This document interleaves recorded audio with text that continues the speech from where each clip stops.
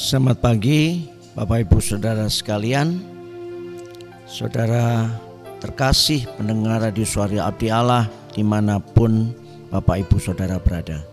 Kembali kita akan masuk di dalam renungan firman Tuhan, yaitu belajar kitab suci.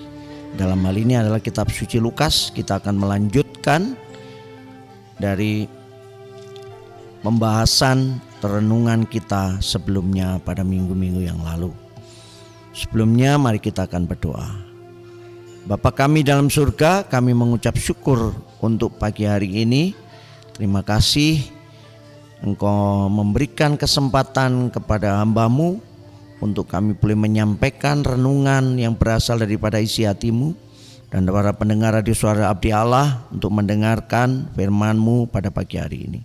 Berfirmanlah dan nyatakan kebenaran-Mu melalui hidup kami, sehingga kami tahu apa yang harus kami lakukan supaya hidup kami menyenangkan hati-Mu. Di dalam nama Tuhan Yesus Kristus kami berdoa dan mengucap syukur. Amin. Bapak Ibu Saudara sekalian, kita akan membaca di dalam Lukas pasal yang ketiga, ayat ke-23 sampai ayat yang ke-38 ya. Dan kemudian kita akan lanjutkan dengan Lukas pasal yang keempat. Lukas pasal 3 ini mengakhiri daripada Injil Lukas pada pasal yang ketiga, dari mulai ayat 23 dan sampai ayat 38. Itu adalah mengenai silsilah Yesus ya. Dan itu pun juga ditulis di dalam Matius 1 ayat 1 sampai 17, tapi berbeda di dalam hal urut-urutannya, artinya bukan berbeda secara urutan tetapi atas prioritas yang mau disampaikan melalui silsilah Yesus itu. Dalam hal ini adalah silsilah Yesus ketika dia dilahirkan sebagai manusia yang sesungguhnya, manusia yang seutuhnya ya. Kita akan membaca dari ayat 23 saja dan ayat yang ke 37 dan 38 ya. Karena ini merupakan silsilah Yesus dengan urutan yang sangat panjang, kita akan membaca dari awal dan akhirnya saja. Ketika Yesus memulai pekerjaannya, ia berumur kira-kira 30 tahun. Dan menurut anggapan orang, ia adalah anak Yusuf, anak Eli. Dan ayat yang ke-37 dan 38, anak Metusalah, anak Henoh, anak Yared, anak Mahalil, anak Kenan, anak Enos, anak Set, anak Adam, dan anak Allah. Jelas di dalam Injil Lukas pasal yang ketiga ini merupakan penjelasan daripada Lukas kepada pendengar daripada kitab ini, kepada pendengar daripada kitab atau Injil Lukas ini, yaitu orang-orang Yunani pada waktu itu, yaitu menjelaskan mengenai Yesus itu adalah anak Yusuf dan Yusuf itu adalah anak Eli ya. Memang Yusuf dilahirkan dari Maria dan dia adalah keturunan daripada Yusuf, karena seperti adat Yahudi yang patrilinil ya, maka seorang anak itu anak daripada seorang bapaknya ya. Karena bapaknya yang memiliki benih untuk bisa melahirkan seorang anak. Dan dalam hal ini Yesus adalah anak Yusuf. Meskipun benih yang dari kandungan Maria itu bukan berasal daripada Yusuf karena berhubungan secara suami istri, tetapi Yesus ini dilahirkan melalui Roh Kudus ya, yang mengurapi kehidupan Maria ya, sehingga dilahirkan sebagai manusia yang sesungguhnya. Apa yang membuktikan bahwa Yesus adalah manusia sesungguhnya? Di sini dikatakan bahwa dia adalah anak Adam, artinya keturunan daripada manusia Adam. Adam merupakan perwakilan dari manusia yang diciptakan Tuhan, perwakilan dari manusia seluruhnya, yaitu Adam. Tapi di samping itu dia adalah anak Allah. Jelas di sini adalah anak Adam, anak Allah. Jadi seolah-olah Lukas ingin menjelaskan bahwa Yesus ini adalah sepenuhnya manusia dan sepenuhnya Allah.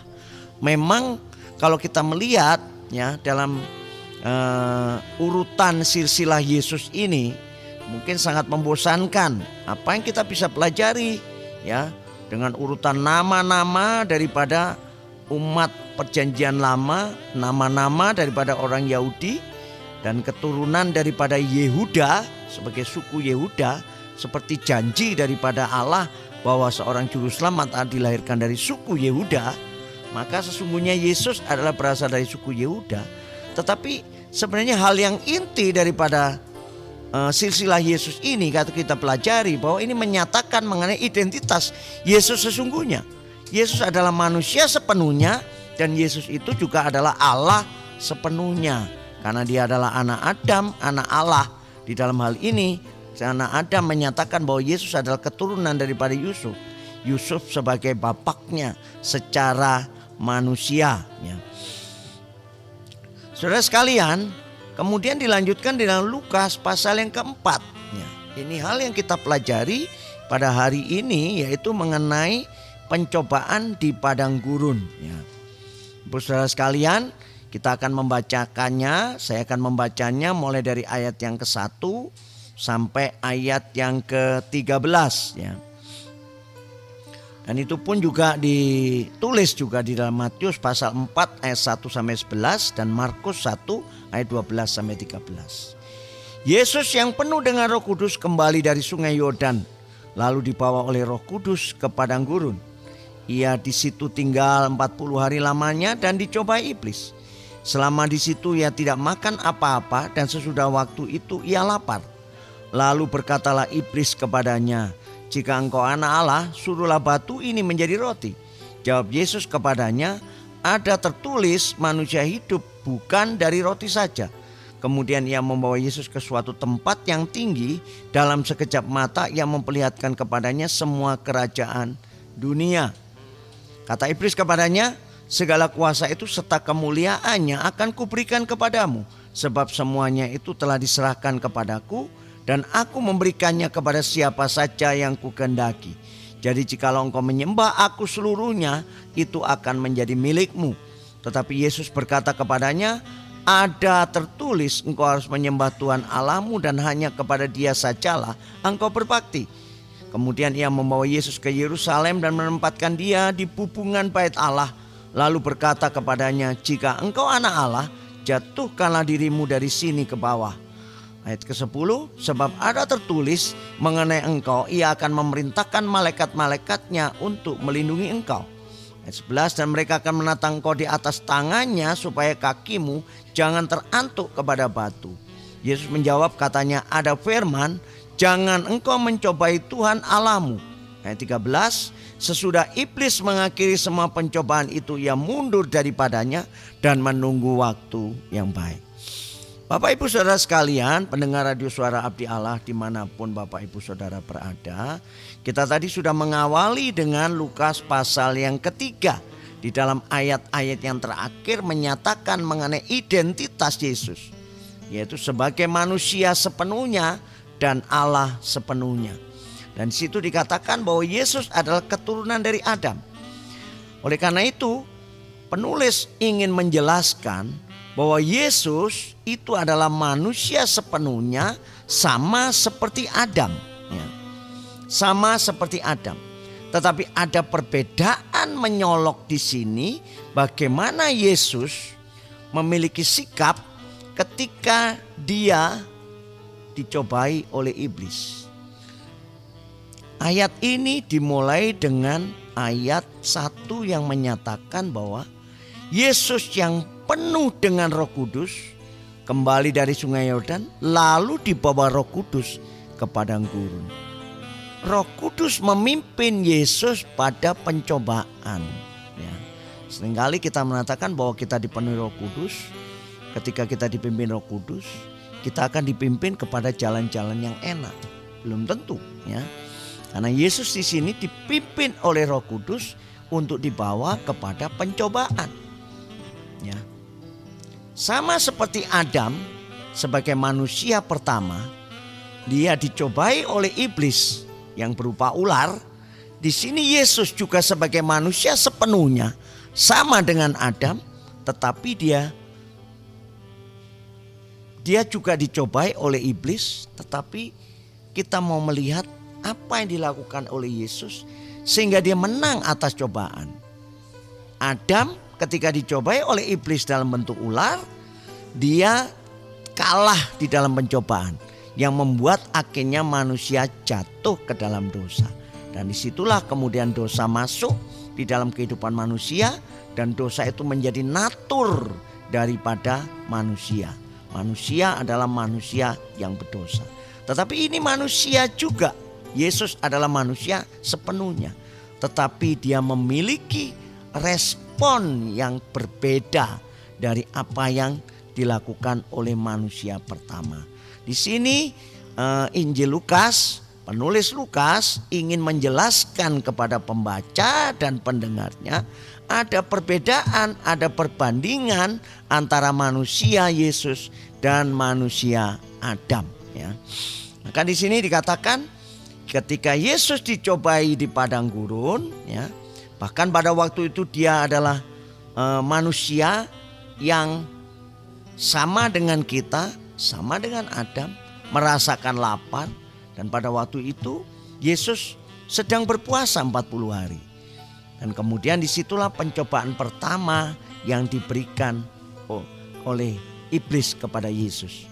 Yang pertama adalah apa? Ayat 3, lalu berkatalah iblis kepadanya, jika engkau anak Allah, suruhlah batu ini menjadi roti. Yang pertama adalah berbicara mengenai keinginan dagingnya. Berbicara mengenai keinginan daging. Keinginan daging adalah keinginan untuk menyenangkan daging. Daging ini bisa berasa hawa nafsu, bisa juga nafsu makan atau nafsu yang lain. Pada waktu itu Yesus dalam keadaan lapar, tentunya nafsunya ingin makan.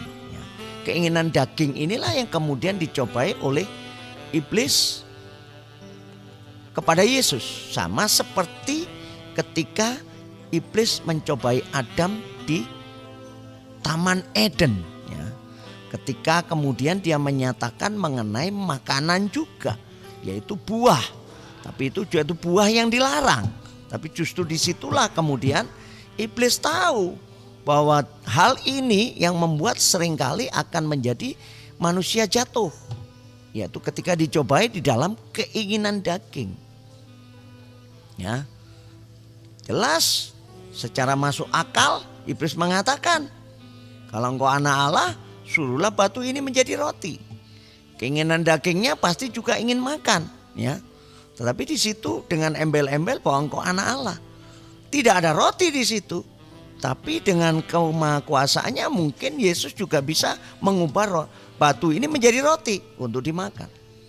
Tetapi apa yang dikatakan oleh Yesus? Jawab Yesus kepadanya, ada tertulis manusia hidup bukan dari roti saja.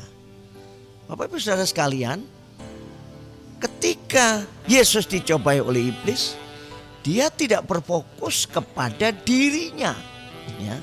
Dia tidak berfokus kepada keinginannya yang harus dituruti, tetapi dia berfokus kepada keinginan Tuhan yang harus dituruti. Oleh karena itu dia terus mengutip kepada firman Tuhan. Ada tertulis. Jadi firman Tuhan inilah yang menjadi hal sehingga membuat Yesus menang atas pencobaan dalam keinginan daging. Tapi manusia pada waktu itu sudah menerima Tuhan, menerima firman Tuhan, ya. Manusia Adam yang pertama, ya, manusia yang pertama itu diberikan satu cobaan mengenai kamu seolah-olah diperbolehkan makan. Padahal sebenarnya firman Tuhan mengatakan semua pohon yang di taman itu boleh kamu makan kecuali pohon yang di tengah ini.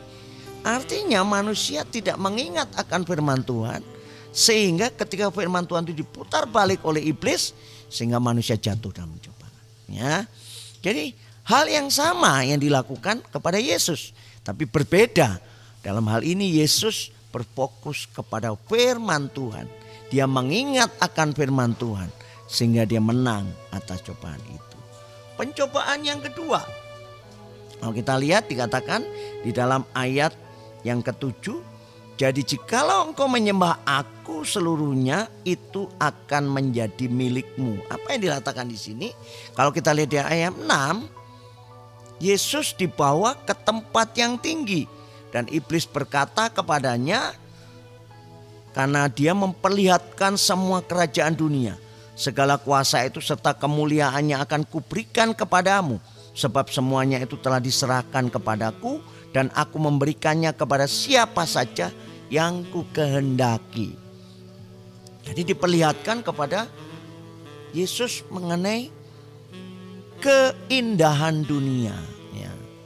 Melihat keindahan dunia, melihat bahwa sesuatu yang baik dalam pandangan mata, sehingga dia diperlihatkan, ya, membawa Yesus ke suatu tempat tertinggi dan sekejap mata ia memperlihatkan kepadanya.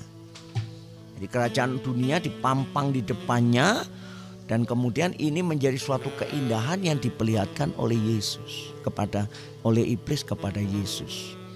Bapak Ibu Saudara sekalian, inilah yang juga dilakukan kepada Adam, ya, yaitu keinginan mata. Manusia memiliki satu keinginan mata, melihat sesuatu yang indah. Tidak masalah dengan melihat sesuatu yang indah. Tapi seringkali ketika manusia berfokus kepada keinginan mata, maka kemudian mata rohaninya menjadi buta. Justru mata rohaninya itu yang bisa melihat hal yang baik, bukan dasar dari keinginan mata, tapi dari apa yang Tuhan inginkan dalam kehidupan manusia. Pada waktu itu Hawa diperlihatkan, ternyata buah ini ranum, ya, bukan hanya enak untuk dimakan, tetapi indah untuk dilihat, ya. Ketika dia melihat dan kemudian dia mulai memetik. Nah, apa perbedaannya yang dilakukan oleh Yesus? Ya. Ketika dia diperlihatkan mengenai hal yang indah itu, maka dia tidak terpukau. Dia tidak menjadi sesuatu yang lupa atas hal yang indah yang dilihat. Meskipun secara manusia punya keinginan mata sehingga akhirnya dia terpuaskan dengan hal yang dia lihat. Dan kemudian ada kemungkinan dia kemudian akhirnya melihat, oh bagus juga ya kalau aku memilikinya, ya.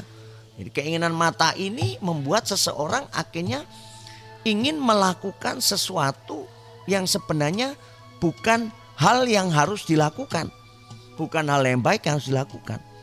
Seringkali kalau kita melihat sesuatu yang cantik, kita menjadi tertarik, padahal itu bukan hak kita, ya, bukan istri kita, ya, bukan pasangan kita yang diinginkan oleh Tuhan. Seringkali kita melihat sesuatu yang baik, sesuatu yang mahal, kita mau ambil, tapi bukan berarti kita harus ambil, karena itu bukan hak kita. Ya. Nah, inilah yang kemudian dirasakan Yesus pada waktu itu. Bahkan iblis mengatakan apa? Segala kuasa itu serta kemuliaannya akan kuberikan kepadamu, sebab semuanya itu telah diserahkan kepadaku dan akan memberikannya. Jadi apa yang kemudian yang diinginkan oleh iblis? Dia akan memberikan semuanya itu yang indah-indah menurut keinginan mata manusia, asalkan Yesus menyembah iblis. Keinginan mata inilah yang menjadi sesuatu yang sering menjatuhkan manusia. Demikian juga manusia Adam dan Hawa ketika dicapai oleh keinginan mata, maka kemudian apa yang diinginkannya adalah semua yang indah itu bisa menjadi miliknya dan bisa dinikmati. Tapi Yesus tidak. Yesus tahu bahwa itu memang milik Tuhan, ya. Dia tahu itu adalah milik Tuhan. Dan iblis kalau berikan sebenarnya dia pun tidak punya hak juga gitu kan, untuk kemudian akhirnya memiliki kalau Tuhan akhirnya mengambilnya dari dia. Tapi saat ini dia merasa bahwa itu adalah miliknya dan mau diberikan, ya. Dan dia digampang aja untuk mengambil itu, ya. Atau mungkin ya pada waktu itu kalau dia memang sebagai manusia yang bisa jatuh dengan keinginan mata, kemungkinan dia akan melakukan apa yang dilakukan oleh iblis. Tapi Yesus tidak.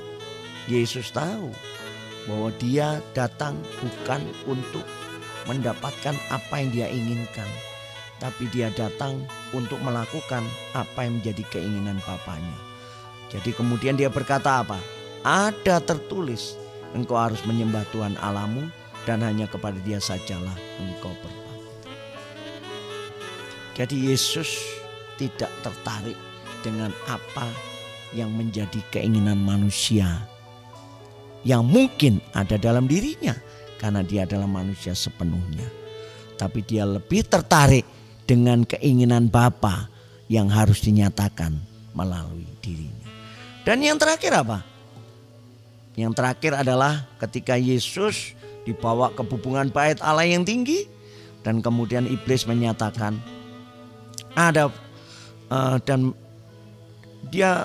iblis mengatakan karena Yesus berkali-kali memakai firman. Oleh karena itu iblis juga tidak mau kalah. Dia pakai firman. Tapi dengan tujuan yang salah, ya. Dia berkata, "Jika engkau anak Allah, jatuhkanlah dirimu dari sini ke bawah." Ya. Sebab ada tertulis mengenai engkau, ia akan memerintahkan malaikat-malaikatnya untuk melindungi engkau.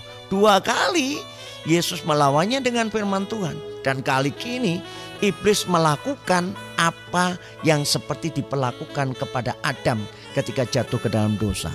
Yaitu apa? Yaitu dengan mengutip firman Tuhan yang pernah disampaikan kepada Adam tetapi diputar balikkan. Demikian juga di sini. Dia mengutip firman yang salah di dalam hal tujuan daripada firman Tuhan itu diberikan. Nah, ya kan? Bahkan dia mengatakan dan mereka akan menatang engkau di atas tangannya supaya kakimu jangan terantuk kepada batu. Ini jelas kalau kita melihat adalah firman Tuhan yang dikutip dari Mazmur.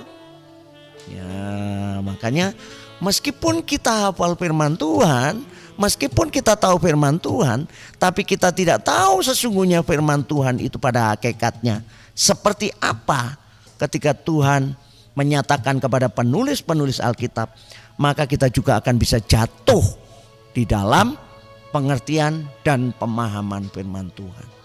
Disinilah kemudian perbedaan dengan Yesus.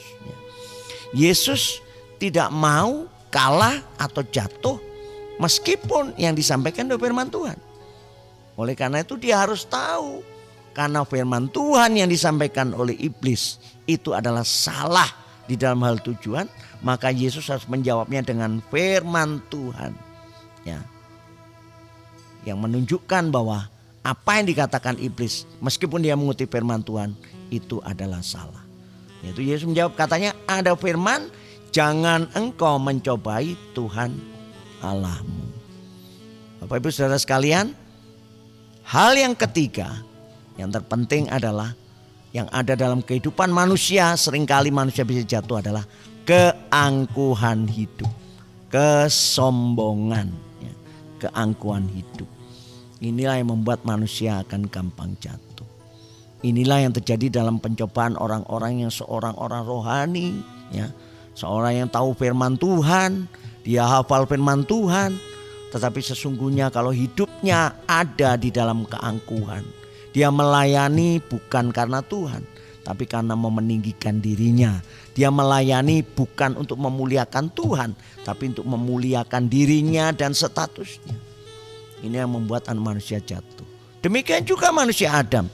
Kenapa dia jatuh? Ketika dicobai mengenai keangkuhan hidup, ya kan? Kenapa kemudian iblis memutar balikkan firman Tuhan itu? Karena ada keangkuhan hidup dalam manusia ketika dia, ya, tidak betul-betul bisa menjaganya, maka ini bisa dijatuhkan. Oleh karena itu pada waktu itu iblis mengatakan, ya Tuhan memberikan firman itu supaya engkau tidak menjadi sama dengan Allah.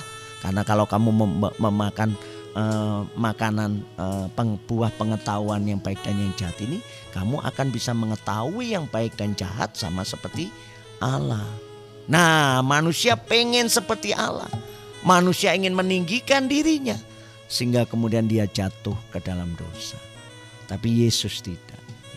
Yesus tidak meninggikan dirinya. Dia bisa nggak? Bisa, karena dia punya kuasa. Tapi tidak ada gunanya.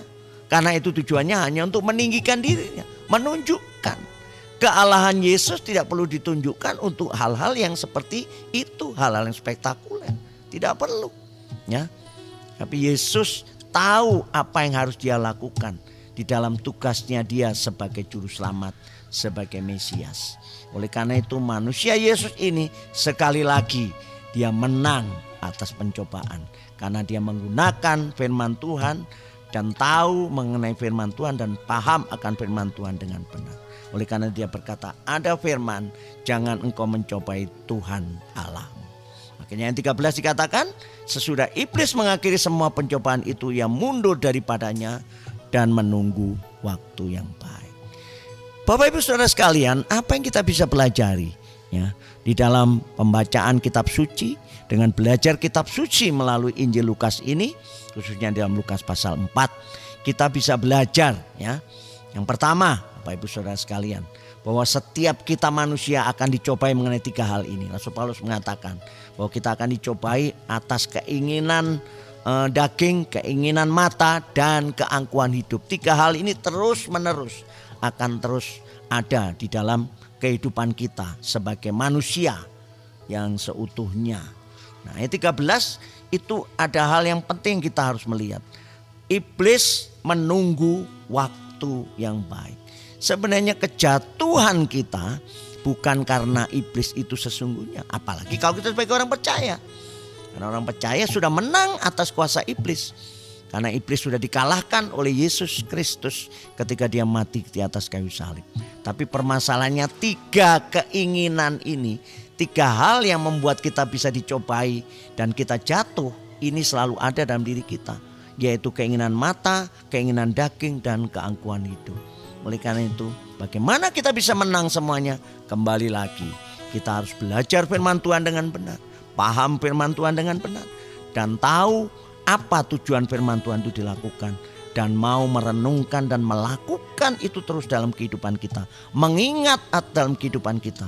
Sehingga ketika kita dicobai untuk 3 hal ini, kita tidak akan pernah jatuh. Di dalam Yakobus dikatakan bahwa tunduklah kepada Allah dan lawanlah iblis, maka dia akan lari daripadamu. Jadi iblis dikalahkan itu bukan karena kita merasa kuat dan sebagainya. Karena iblis sudah dikalahkan sesungguhnya. Tapi masalahnya apakah hidup kita tunduk kepada Allah? Apa hidup kita berfokus kepada keinginan Tuhan dalam diri kita? Ataukah hidup kita hanya berfokus kepada keinginan diri kita sendiri? Ya, sehingga kita tidak tunduk kepada Allah, tapi kita tunduk kepada nafsu kita dan keinginan-keinginan kita yang justru sangat menghancurkan kita. Bapak Ibu Saudara sekalian, kita sudah menang atas iblis. Dan bahkan firman Tuhan mengatakan kita lebih dari pemenang atas kuasa Allah yang dinyatakan melalui kematian dan kebangkitan Yesus Kristus di atas kayu salib. Pengampunan dosa yang diberikan dalam diri kita. Kita sudah menang. Tapi permasalahannya pada waktu di dalam kehidupan kita atas 3 hal ini. Keinginan hati, keinginan daging, keinginan mata, dan keangkuhan hidup. Apakah kita sudah menang? Dan ini akan terus menerus ada dalam kehidupan kita. Dan iblis akan punya satu kesempatan yang dia tidak jera-jera melihat kesempatan yang baik untuk mencobai kita. Oleh karena itu kita harus terus berjaga-jaga. Berjaga-jaga dalam apa? Berjaga-jaga di dalam firman Tuhan.